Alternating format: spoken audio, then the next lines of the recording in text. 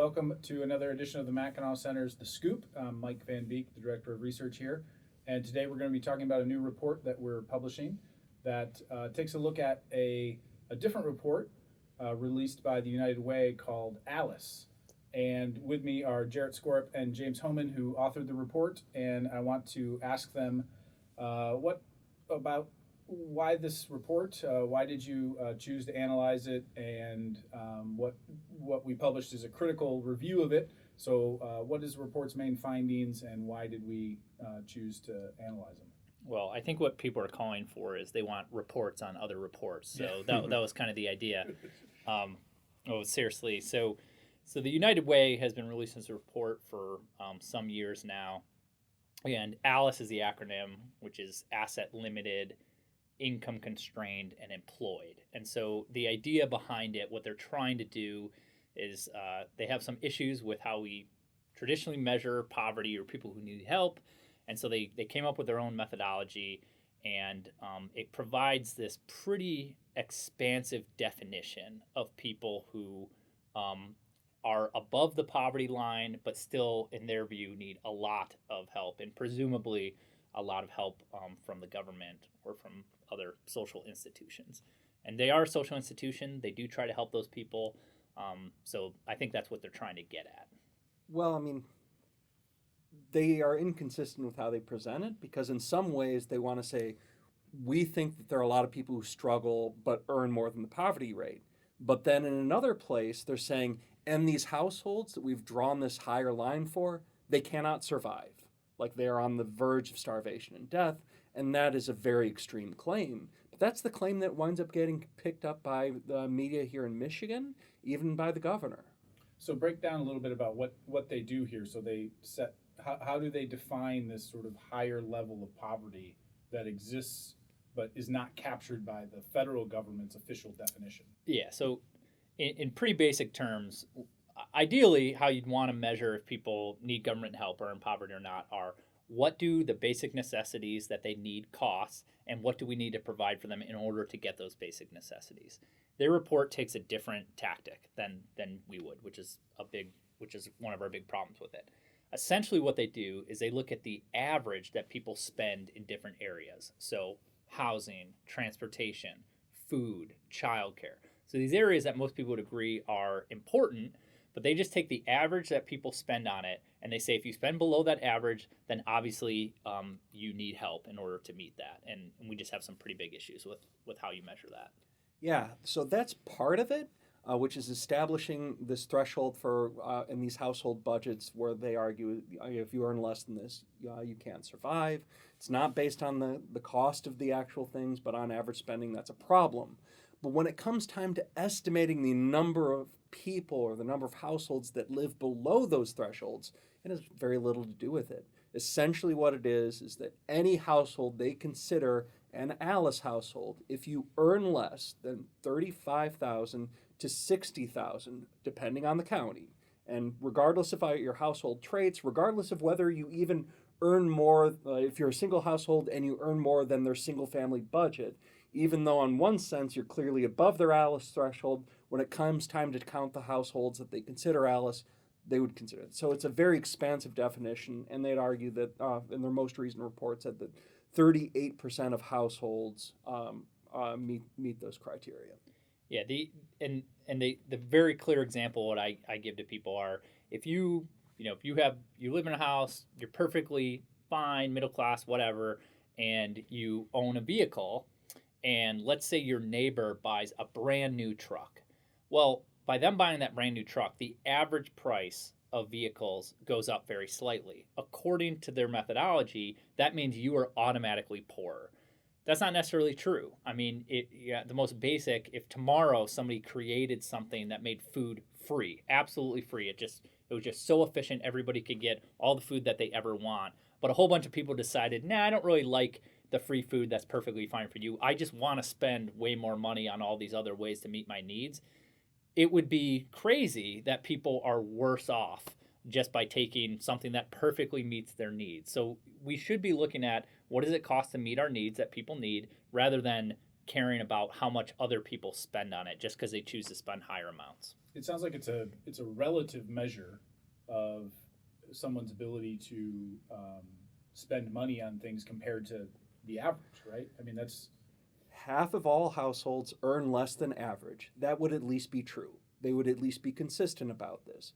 But they're inconsistent with how they describe these households and even how they measure it. They say that they meet some characteristics, but then when they actually estimate how many households, they throw those definitions out the window. So it's a frustrating report for those reasons. We hope that our report explains exactly why this can't be used for anything. I mean, just here's a basic point. They're trying to measure ALICE households.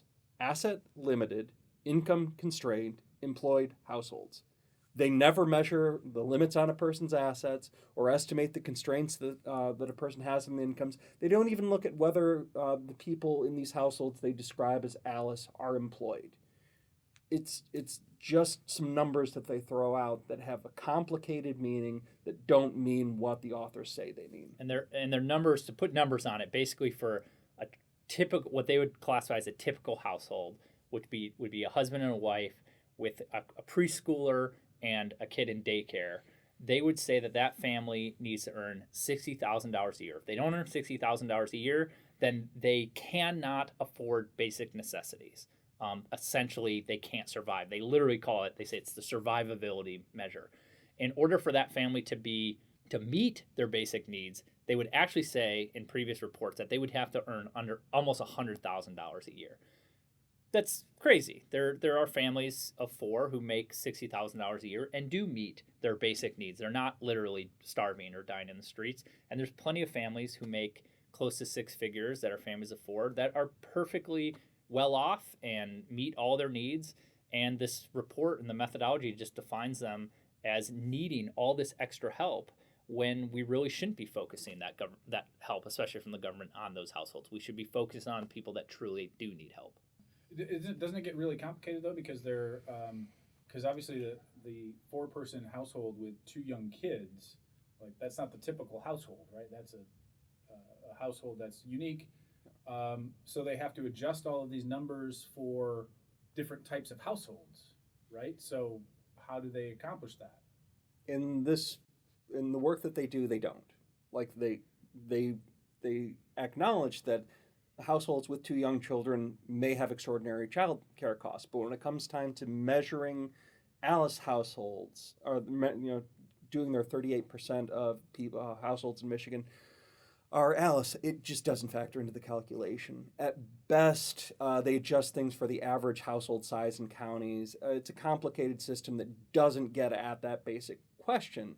And so they're not measuring like households with extraordinary needs not being able to meet them. They're just making this blanket estimation. It really has nothing to do with the households that are struggling. It cannot be used to say that,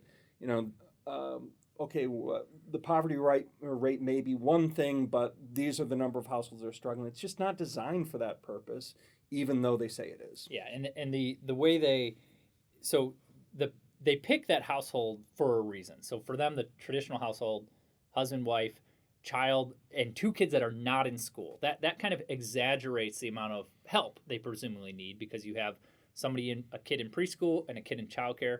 I'm at that point right now. Me and my wife, we have a preschooler, we have a childcare, and then two kids in school.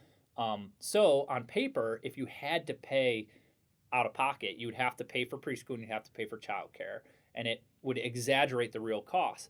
The issue with that is that's only something like 5 or 6% of the households in Michigan fit that narrow definition. Most people are in totally different definitions. Husband and wife with one kid, just a husband and wife, a boyfriend and girlfriend living together. They're in all these other areas, but they try to take something that applies to a very small percent of people and extrapolate that to make these assumptions about what they should be spending. And it's just not a very good way of doing that. And you've picked essentially the most expensive four-person household that you can to try to do that. Yeah. So there's reports that come out every day, every week that are poorly put together, badly reasoned, and don't have good evidence.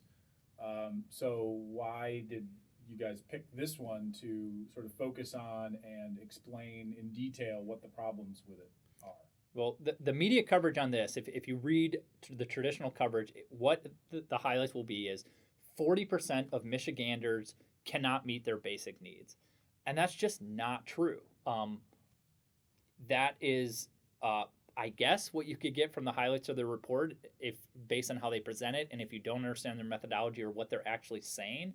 But all they're really saying is 40% of Michiganders spend less than the average of Michiganders. And that's just not a really sexy headline. It doesn't really tell you all that much. So for the one thing is looking at it because it just greatly exaggerates the number of people who need help, and push that number higher and higher in a way that doesn't allow us to focus on those who do.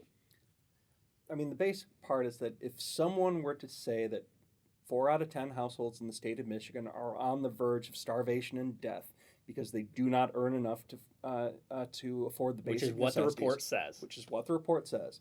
That should be met with extreme skepticism. But instead, just based on all of the media reports, partially based on the credibility that the United Way has, it gets met with casual acceptance. But as we show in our report, it should be met with extreme skepticism because it's not right. That's not the number of people that are on the verge of starvation and death. They don't even try to measure that. They have this very arcane Byzantine way of counting households with an explanation that if you earn less than $35,000 to $60,000, depending on the county, you are now suddenly on the verge of starvation and death by their measure. And it's not what it measures. It's not anywhere close to that. And more practically, like a single person who makes $55,000 in Michigan can live a perfectly middle class life with a good home and put away money. But this report lumps them in with a single mom with 3 kids who does not have a job and is struggling to find a job. It lumps them all the way in together that encourages people to see them all as equally not well off. And I just have a big problem with that. Like we need to have a lot more empathy. The claims for, I mean, what they're trying to measure is basically true. There are people who earn more than the poverty rate who struggle financially. This report does not estimate those numbers. You won't learn anything about those. So I think, or about those people. So I think, try again, United Way. You don't get an A for effort here, though. Okay, that's it. Thanks, guys. If you want to learn more about this report, we will have it available on the Mackinac Center's website, mackinac.org. Hope to see you again soon.